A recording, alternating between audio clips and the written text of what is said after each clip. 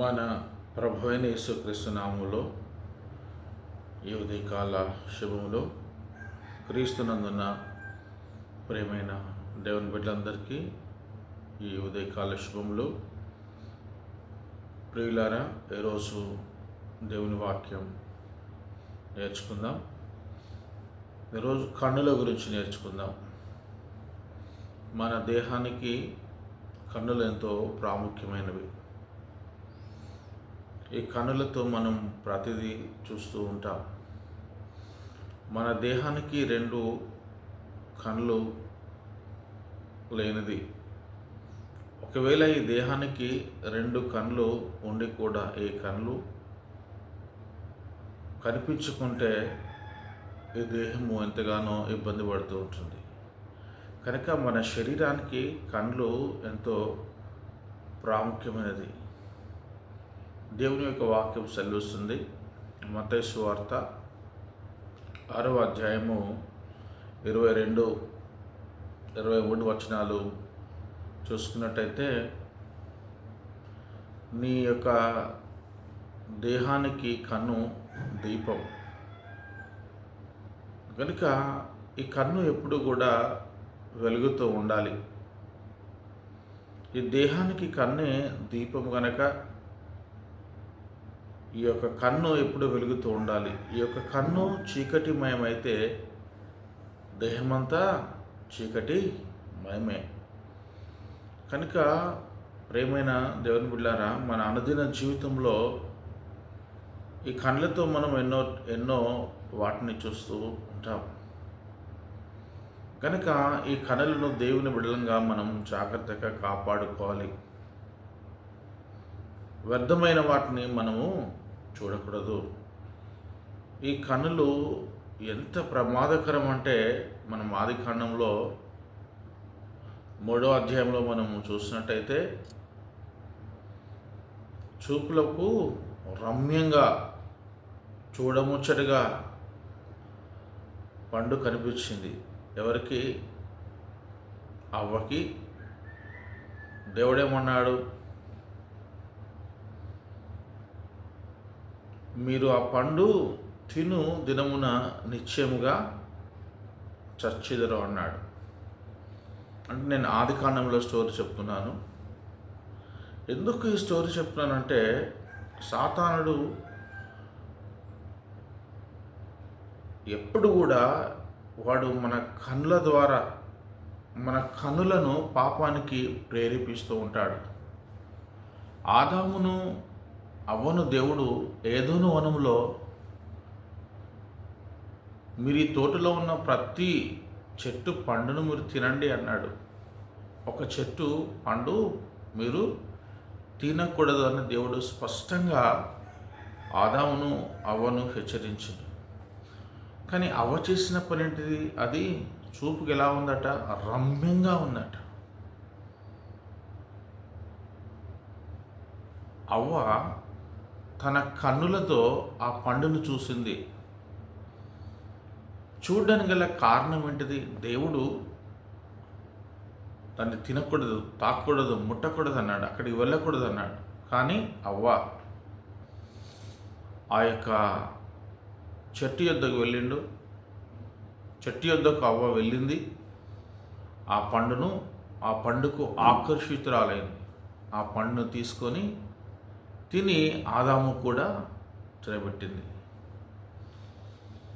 దీనికి గల కారణం ఏంటి అంటే, సాతానుడు అనగా దుష్టుడు అవ్వ యొక్క కళ్ళను ప్రేరేపించడం. సాతానుడు ఎప్పుడు కూడా ఈ కన్నులలో నుండి పనిచేస్తాడండి. మన శరీరంలోకి పాపము ఎలా ప్రవేశిస్తుంది అంటే కన్నుల నుండే. ఈ కన్నుల నుండి నెమ్మదిగా నీ మనసుకు, నీ హృదయంలోకి వెళ్తుందండి. అందుకొరకే తన కన్నుల చేత అవ్వను ఆకర్షించేలా చేసింది సాతానుడే. ఈరోజు చాలామంది అండి పాపానికి పాపంలో పడడానికి ముఖ్య కారణము ఏంటంటే చూపులే. బైబిల్లో ఈ కంటి చూపు గురించి సొలొమోను గారు రాస్తారు సామెతల గ్రంథంలోనే. ఈ కండ్లతోనట వేశ్యనట తన కనురెప్పలతో తన కనురెప్పలతో ఇతరులను ఏం చేస్తుందట? ఇతరులను వలపరుచుకుంటుందట. వేశ్య కనుచూపట బాణము చూపు కంటే వేశ్య కనుచూపు అంత స్పీడ్గా పనిచేస్తుందట. తన కనురెప్పలతో ఇతరులను ఆకర్షించి, తన చూపుతో ఆకర్షించి, అంటే ఈ జ్ఞానం లేని వారందరినీ కూడా వేశ్య ఆకర్షించి తనతో కూడా, నాతో కూడా నీవు పాపం చేయి, ఇందులో సంతోషం ఉన్నది అని ప్రేరేపణ తీస్తూ ఉంటుంటుంది వేశ్య. ఈ వేశ్యను ప్రేరేపించింది ఎవడు? సాతానుడే. మనం ఏమర్థం చేసుకోవాలంటే, నా ప్రియమైన దేవుని బిడ్డలారా, ఈ లోకంలో తెల్లవారి లేస్తే సెల్ ఫోన్లో రకరకాల వీడియోలు, టీవీ షోలలో రకరకాల టీవీ షోలు చూస్తున్నాం. యూట్యూబ్లో చాలా రకాలైన వీడియోలు ఉన్నాయి. కానీ ఈరోజు యవనస్తులు దేని చేత ప్రేరేపించబడుతున్నారంటే, ఎక్కువగా మనుషుల్ని పాడు చేసే వీడియోలే చూస్తున్నారు. రోజు సెల్ ఫోన్లో భయంకరమైన ఫోనోగ్రఫీ ఉంది. చాలామంది దీనికి ఆకర్షితులవుతున్నారు.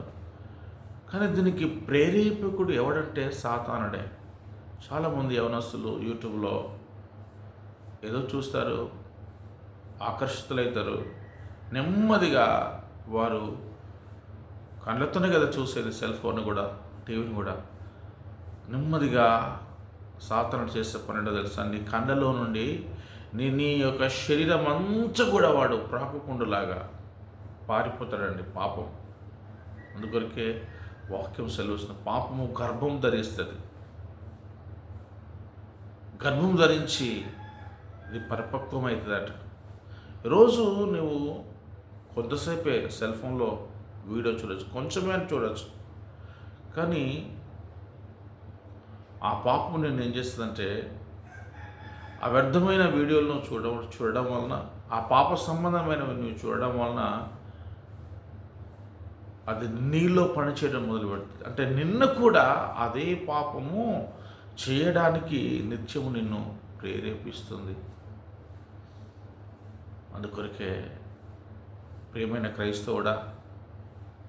క్రైస్తవురాలా, యవనస్తుడా, నువ్వేం చూస్తున్నావు? జాగ్రత్త. నీ దేహానికి కన్నులు దీపము లాంటివి. నీ కన్నులు చెడినవైతే నీ సర్వ శరీరాన్ని నువ్వు పాడు చేసుకున్నట్టే. కనుక నీ అనుదిన జీవితంలో నువ్వేం చూస్తున్నావో ప్రతిరోజు ఒక్కసారి జ్ఞాపకం చేసుకో. వ్యర్థమైనవి చూడకుండా నా కన్నులను నేను త్రిప్పుకుందును అంటున్నాడు కీర్తనకారుడు. వ్యర్థమైనవి నువ్వు చూస్తే నీ జీవితం కూడా వ్యర్థంగానే అయిపోతుంది. దేవుడు చూడవద్దన్నవి చూడకూడదు. దేవుడు ముట్టవద్దనే మనం ముట్టకూడదు. దేవుడు తినవద్దనే మనము తినకూడదు.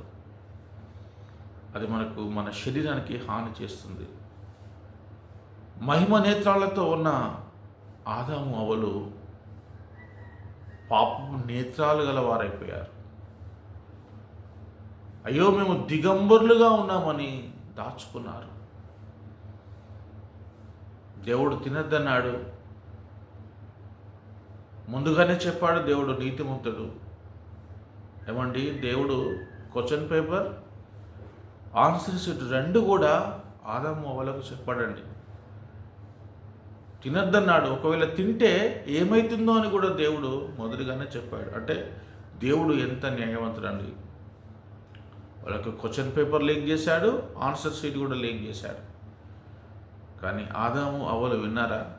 మొదటిగా అవ్వ వెళ్ళింది, ఆ పండు తిన్నది, తిని ఆదాముకు తినిపించింది. అప్పటి వరకు దేవుని మహిమలో, మహిమ నేత్రాలతో దేవునితో సాహసం చేస్తున్న వీరు కేవలం ఆ పండు తినినందున దిగంబరులమైపోయామని దేవుడు నెమ్మదిగా చల్లపూట వచ్చినప్పుడు వారిని దర్శించడానికి వాళ్ళు చెట్టు చాటున జాక్కున్నారండి. ఎందుకో తెలుసా? వాళ్ళకు సిగ్గు కలిగిందండి. దేవుడు ఏదైతే చేయొద్దన్నాడో, ఏదైతే ముట్టకూడదన్నాడో అది ముట్టి తిన్నారు. అందుకొరకే దేవుని యొక్క మహిమను, దేవుని యొక్క తేజస్సును, దేవుని యొక్క వెలుగును ఆదాము అవ్వలు కోల్పోయి దిగంబరులుగా ఉన్నారు. అంటే వారి దేహం ఏమైపోయిందంటే ఇప్పుడు పాడైపోయింది, చీకటిమయమైందండి, చీకటిమయం. ఈరోజు నీ దేహము వెలుగుమయంగా ఉండాలని దేవుడు కోరుకుంటున్నాడు. నీ దేహము చీకటిమయముగా ఉండకూడదు. మిమ్మల్ని చీకటిలో నుంచి వెలుగులోకి పిలిచిన దేవుడు. రోజు ప్రభువు నమ్ముకున్న నీవు చీకటిలో నుండి ఆయన తన ఆశ్చర్యకార్యమైన వెలుగులోకి నిన్ను పిలిచాడు. ఆయన గుణాతిశయములను ప్రకటించవలసిన నీవు మరలా చీకటిని మనం చూడకూడదండి. చీకటి సంబంధమైన కార్యాలు మన జీవితంలో ఉండకూడదు. ఒకవేళ నీ కళ్ళను నీవు జాగ్రత్తగా భద్రపరచుకోకుంటే, నీ కళ్ళ విషయంలో నీవు జాగ్రత్తగా లేకుంటే నీ దేహం అంతా కూడా చీకటిమయమైపోతుంది. చాలామంది వ్యర్థమైన వాటిని చూసి, సినిమాలు సీరియళ్ళు చూసి, ఆ సినిమాలో ఎలా చేస్తారో అలానే వాళ్ళు నిజ జీవితం కూడా చేసి తమ శరీరాన్ని పాడు చేసుకొని రోగాల పాలయ్యేవారు లేరా? తమ శరీరాన్ని పాడు చేసుకునేవారు లేరా? నీ శరీరాన్ని పాడు చేయడానికి, నీ శరీరాన్ని చీకటిమయం చేయడానికి వాడు ఆది నుండి పని చేస్తూనే ఉన్నాడు. ఆదాము నుండి, అవ్వ నుండి ఇప్పటి వరకు కూడా దేవుడిచ్చిన ఈ దేహాన్ని వాడు పాడు చేయడానికి నిత్యము పని చేస్తూనే ఉన్నాడండి. ప్రియమైన దేవుని బిడ్డలారా, నీ దేహము దేవుని ఆలయమైనదని నువ్వు ఎరగవా? నీ దేహము దేవుని ఆలయం. ఎవడైనాను ఈ దేహాన్ని పాడు చేస్తే, అంటే ఈ దేవుని ఆలయాన్ని పాడు చేస్తే దేవుడు వాడిని పాడు చేస్తారట. ప్రేమైన విశ్వాసి, సహోదరి, సహోదరుడా, యవనస్తుడా, నీ శరీరం విషయంలో జాగ్రత్త, నీ దేహ విషయంలో జాగ్రత్త. ఈ దేహము దేవుని ఆలయం. దేవుడు పవిత్రుడు, నీవును పవిత్రంగా ఉండాలి. దేవుడు తన రూపాన్ని నీకు ఇచ్చిండు, తన పోలిక చొప్పున నిన్ను నన్ను దేవుడు నిర్మించిండు. ఆదాము అవ్వలు దేవుని యొక్క పోలికే. దేవుడు తన రూపాన్ని ఇచ్చిండు, దేవుని యొక్క మహిమలో వారు ఉన్నారు. కానీ దేవుడు చేయవద్దన్న పని చేసి ఆశకు గురై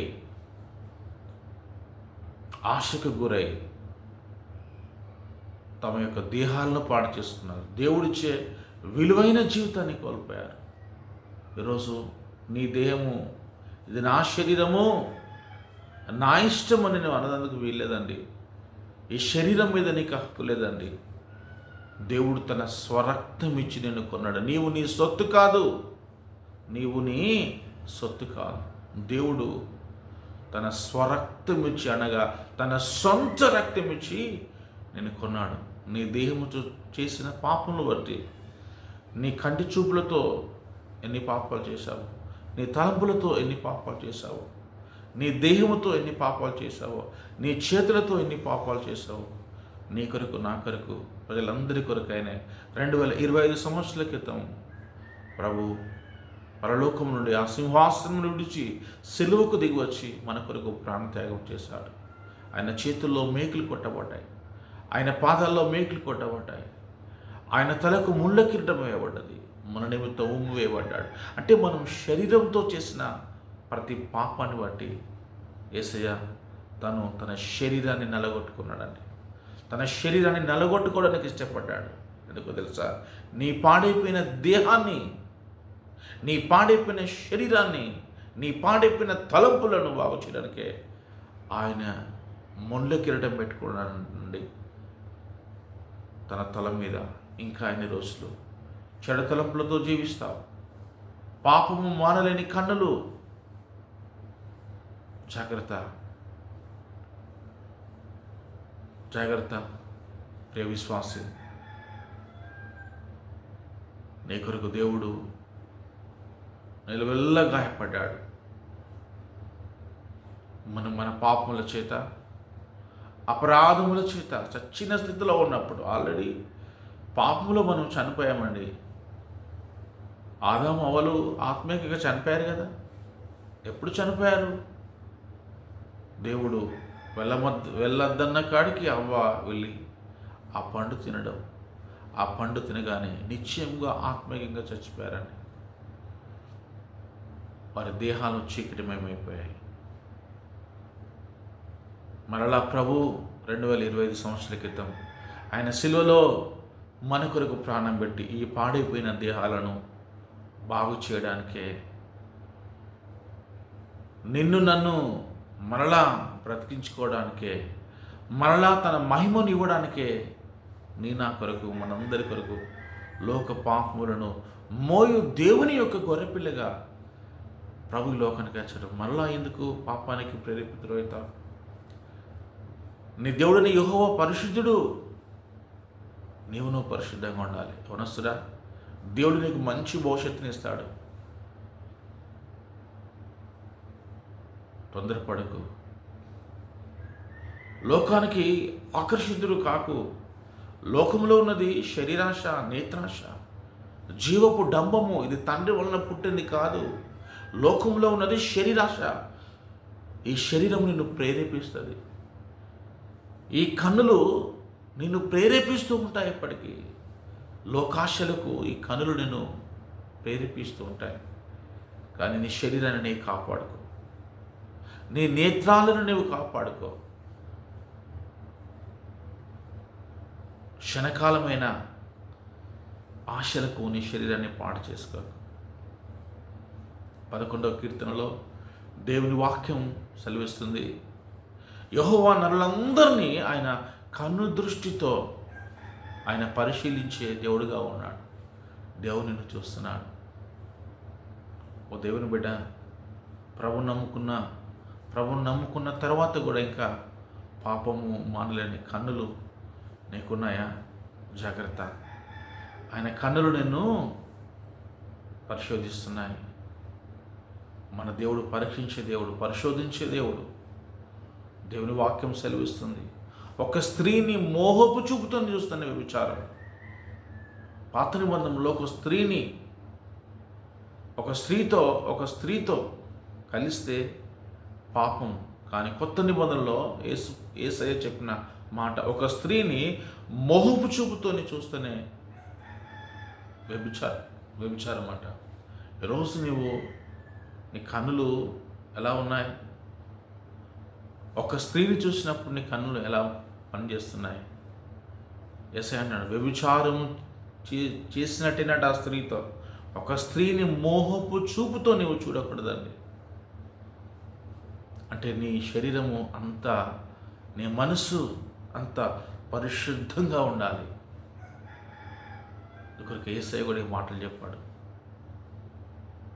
ఒక స్త్రీని మోహపు చూపుతో చూడకూడదు. ఈరోజు సాతానుడు రకరకాల తలంపులండి, కామవికారమైన కోరికలు, కామవికారమైన ఆలోచనలు, తలంపులు. వీళ్ళకి కారణం ఏంటంటే ఈ చూపులే. ఏదో చూస్తావు, ఇంటికి వస్తావు, పడుకుంటావు, ఏదో ఆలోచిస్తావు. ఆ పాపము చేయునట్లు సాతాను నిత్యము నీ హృదయాన్ని వాడు ప్రేరేపిస్తూనే ఉంటాడు. జాగ్రత్త అండి. ప్రేమైన యవనస్తుడా, నీ కనుల విషయంలో జాగ్రత్త. చెడుతనాన్ని విసర్జించు, పాపాన్ని విసర్జించు. దేవుడిచ్చిన ఈ దేహముతో నీవు బ్రతికినన్ని రోజులు దేవుని మహిమపరచు. దేవుడిచ్చిన ఈ దేహాన్ని బట్టి దేవుడిని స్తుతించు, యెహోవాను సన్నిధించుము, ఆయనను ఘనపరచుము. ఎందుకంటే ఈ దేహము దేవుని ఆలయమైనది. ఈ దేహముతో నీవు దేవుని మహిమపరచాలి, కానీ లోకాన్ని కాదండి. ఈ లోకాన్ని ఒకవేళ నీవు మహిమపరిస్తే దేవుని ఎన్నడూ కూడా నీవు మహిమపరచలేవు. అందుకొరకే కీర్తనకాడు అంటాడు, దేవా నిన్ను చూసే కన్నులను నాకు ఇవ్వు ప్రభు అంటాడు. రోజు నిజంగా దేవుని యొక్క మహిమను, దేవుని యొక్క అద్భుతాలు, ఆశ్చర్య కార్యాలు నీ జీవితంలో చూడాలంటే నీ శరీరానికి ఆత్మీయ నేత్రాలు ఎంతో అవసరం. నీ ఆత్మీయ మనోనేత్రములు తెరవబడాలి. ఈరోజు చాలామంది ఇంకా పాప సంబంధమైన జీవితంలో ఉన్నారు కనుక ఈ నేత్రాలతో, ఈ పాపపు నేత్రములతో ఇంకా చాలామంది దేవుని యొక్క మహిమను చూడలేకపోతున్నారు. ప్రభువా నిన్ను చూసే నేత్రాలు నాకు దయచేయి ప్రభువా. నీ మహిమను చూసే నేత్రాలు నాకు ఇవ్వు ప్రభువా. నిన్ను మహిమపరిచే నేత్రాలు నాకు దయచేయి ప్రభువా. దేవా నేను వ్యర్థమైన వాటిని చూడకుండా నా కన్నులను నీ ఆధీనంలో ఉంచుకో ప్రభువా. ప్రార్థన చేయి అనుదినం. ఎందుకంటే మన అనుదిన జీవితంలో సెల్ ఫోన్ పడితేనే చాలండి. మనం చూడాలని లేకున్నా ఆటోమేటిక్గా మనం యూట్యూబ్ ఆన్ చేస్తే అవే డిస్ప్లే అవుతుంటాయి, అవే షో అవుతుంటాయి. ఏంటిదని నువ్వు ఒక్కసారి పరీక్షిస్తావు దాన్ని, కానీ అది ప్రెస్ చేస్తే ఆ వీడియో ప్లే అయితే ఇక దాన్ని నువ్వు చూడడం ఒక్క నిమిషమే అనుకుంటావు, కానీ మొత్తం చూస్తావు. ప్రపంచం మొత్తం ఉన్నదండి పాపం లేనిది ఎక్కడ? పాపము చిన్నదే కావచ్చు, కానీ ఆ పాపము నిన్ను ఎప్పుడు కూడా వెంబడిస్తూ ఉంటుందండి. ఆ పాపము నీ వెంటనే వస్తుంది. అది నీ జీవితాన్ని నాశనము చేయడానికి ఎల్లప్పుడూ కూడా అది నీ వెంట పడుతూ ఉంటుంది. ఫస్ట్ పాపము నిన్ను పాపములో పడేందుకు అది ప్రేరేపిస్తుంది. ఆ తర్వాత పాపము నీలో ప్రవేశించి ఆ పాపం ఏం చేస్తుందంటే నీ జీవితాన్ని పూర్తిగా నాశనం చేయడానికి. అందుకొరకే సాతానుడు చిత్తుల మారి నక్క అవ్వలోకి, ఆదంలోకి పాపాన్ని ప్రవేశపెడితే ఈ భూమి మీద ఉన్న, అంటే ఆదాము అవ్వలే ఇద్దరే సృష్టిలో, కానీ వారిలో పాప బీజాన్ని నాటితే ఇక వారి నుంచి వచ్చే సంతానం మొత్తం కూడా పాపమయమైపోతుందని సాతానుకు తెలుసు, జిత్తులు మారినాక. కానీ దేవుడు కృపగల దేవుడు సర్వాంతర్యామి. ఆయనకు ఫాస్ట్, ప్రజెంట్, ఫ్యూచర్ ఎరిగిన దేవుడు జగత్ పునాది వేయబడక ముందుకే నిన్ను నన్ను దేవుడు, అంటే ఆదామును అవ్వను సృష్టించక ముందే, జగత్ పునాది వేయబడక ముందే దేవుడట మనల్ని మరలా ఆయన ప్రణాళికలో జ్ఞాపకం ఉంచుకొని ఈరోజు నిన్ను నన్ను మనందరినీ యేసుక్రీస్తు ద్వారా పిలిచి, చీకట్లో నిన్ను పిలిచి తన ఆశ్చర్యకరమైన వెలుగులోకి పిలిచింది. నువ్వు వెలుగుమయం కావాలని. యేసుక్రీస్తు లోకానికి వెలుగు కదా. I'm the light of the world. నేను లోకమునకు వెలుగైనాను కనుక మీరును వెలుగు సంబంధులు ఉండాలి. మీరు చీకటి సంబంధులుగా ఉండకూడదండి. చీకటి సంబంధులు సాతాను సంబంధులు వారు, వెలుగు సంబంధులు దేవుని సంబంధులు.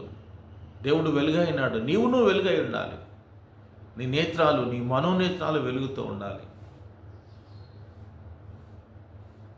దేవా, సహాయం తెచ్చి నేను వ్యర్థమైన వాటిని చూడకుండా నా కన్నుల విషయంలో ప్రభా నేను జాగ్రత్తగా ఉన్నట్లు, నా చూపుల విషయంలో తండ్రి మీరు సహాయం దయచేయండి. నిజంగా తెలిసి తెలియక ఈ కళ్ళతో ఇన్ని రోజులు వ్యర్థమైనవి చూసావేమో ప్రభా, నన్ను క్షమించని పశ్చాత్తాపపడి నీ కన్నులను జాగ్రత్తగా ఉంచుకుంటే నీ జీవితం బాగుంటుంది. లేకుంటే నా ఇష్టం, నా కనులు, నా శరీరం, నా ఇష్టానుసారంగా నేను ఉంటా, నా ఇష్టానుసారంగా నేను చూస్తా అని అనుకుంటే జాగ్రత్త. ఈ కనులే దీపముగా ఉండవలసిన కనులే నీ శరీరాన్ని ఒకరోజు ఆర్పివేస్తుంది. అందుకొరకే యేసయ్య అన్నాడు, నీ యొక్క దేహానికి కనులు దీపం, అవి వెలుగుమయమై ఉండాలి, చీకటిమయమై ఉండకూడదు. మీరు వెలుగు సంబంధులుగా ఉంటారని, ఇక నుండి వ్యర్థమైన వాటిని చూడరని ఒక దేవుని సేవకునిగా ఆశిస్తున్నాను. కన్నుల విషయంలో జాగ్రత్తగా ఉండండి. కన్నులను వాడు ప్రేరేపిస్తూ ఉంటాడు. ఈ కన్నుల ద్వారానే పాపం మన శరీరంలోకి ప్రవేశిస్తుంది. ఏదైనా తప్పు చేయాలన్నా ఈ కళ్ళతోనే కదా, చూస్తేనే కదా. ఏదైనా దొంగతనం చేయాలన్నా కూడా ఈ కళ్ళే కదా చూసేటి, ఈ కళ్ళే కదా ఆకర్షించేటిది లోకాన్ని. జాగ్రత్త, నీ కన్నుల విషయంలో జాగ్రత్త.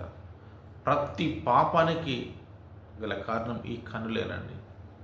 ఈ కన్నులను జాగ్రత్తగా ఉంచుకుంటే నీ జీవితము చాలా అద్భుతంగా ఉంటుంది. యవనస్తులారా, జాగ్రత్త. నువ్వు సెల్ ఫోన్లో ఏం చూస్తున్నావో ఆ రోజు జాగ్రత్త, టీవీలో ఏం చూస్తున్నావో జాగ్రత్త. మీరు బాగుండాలి, మీ జీవితం బాగుండాలి. నా మనస్ఫూర్తిగా ఉదయకాలం కోరుకుంటూ ఈ మాటలను ముగిస్తున్నాను. దేవుడు మిమ్మల్ని దీవించును గాక. God bless you.